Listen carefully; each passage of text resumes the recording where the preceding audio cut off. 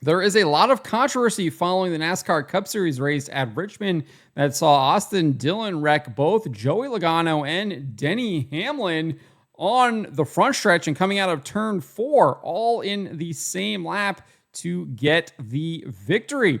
However, one of the points of controversy is the fact that one of Austin Dillon's team literally instructs him to wreck Denny Hamlin after he had already wrecked Joey Logano, and Richard Childress denied that happening. Before we get to this, I'd like to ask you, please hit that subscribe button, hit that bell for notifications so you don't miss any of our future videos here at John Trent Racing. Let's take a look at what happened here at the end of the race. This is over on Fox NASCAR. Here we go. Obviously, Dillon on the inside, Joey Logano on the outside. Denny Hamlin behind Dillon on the inside in that white number 11 car. Logano gets a really good run off the straightaway there, coming into 1 and 2, powers past Dillon off of 2, down the backstretch, continues his lead into 3 and 4, extends it there actually a little bit, running a little bit off of that yellow inside line, takes the white flag.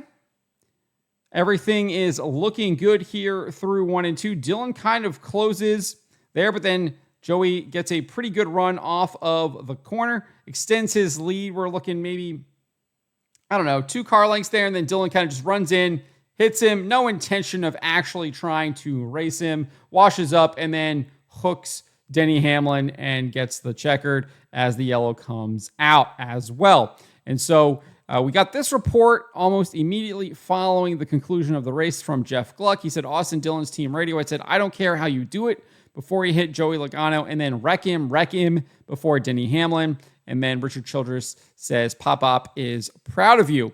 This is the actual in-car camera here from Dylan Connolly, shared by Ryan Pistana.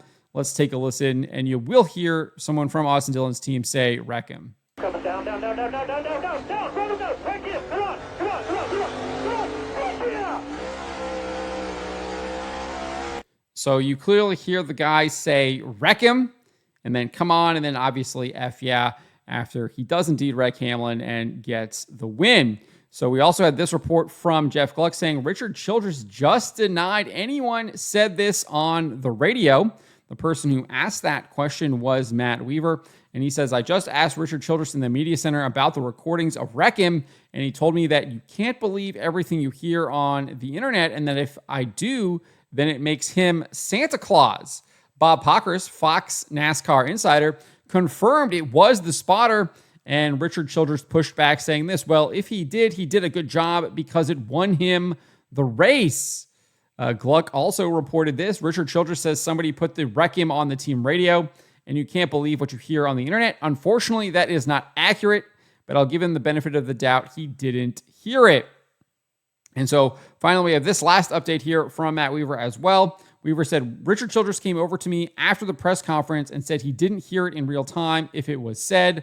I played the recording for him. He echoed the sentiment that, well, if he did, spotter did a good job because it won him the race. So what is even happening here? Obviously, complete denial about it to begin with. Gets shown the evidence, is like, well, we still won the race. Doesn't really make a difference at all. Well, it used to make a difference. NASCAR has said it makes a difference in previous rulings, where if you've done something intentionally, you get fined, you get penalized, you get potentially disqualified. It's a huge difference. So we'll see what happens. I don't think NASCAR is going to do anything about it. I think they should. He clearly wrecked Logano on purpose, was instructed to wreck Denny Hamlin, did so, hooks him in the right rear, sends him up the track, and then gets the win. I think it's completely ridiculous that this is happening. I think NASCAR needs to get some courage. They need to actually have some integrity for the sport and step in and penalize Austin Dillon. Just don't think that they need to be having people wreck each other at the end of the race all the time. There's a difference between racing really hard and then just intentionally wrecking people and completely not even having anything to do with racing whatsoever. And that's what happened here. That's what happened at this track at Richmond. There was no racing. Austin Dillon was not racing. He was literally just wrecking people that were in his way. He was not racing whatsoever. But I think it's just utterly ridiculous that Richard Childress is here trying to deny this, then saying that someone put it in, claiming that it's some kind of conspiracy theory, and then when he's actually shown it, looks at it, sees it, hears it himself, he's like, "Well, the spotter did a good job, so it's all great." I mean, you really can't make this stuff up here. I mean, it's utterly ridiculous. He knows that this win should probably be taken away deep down. And if Austin Dillon was on the other end, he probably would be protesting it, or at least having comments talking about how it was done wrong. Austin Dillon did him wrong. He did it wrong. Let's be honest there.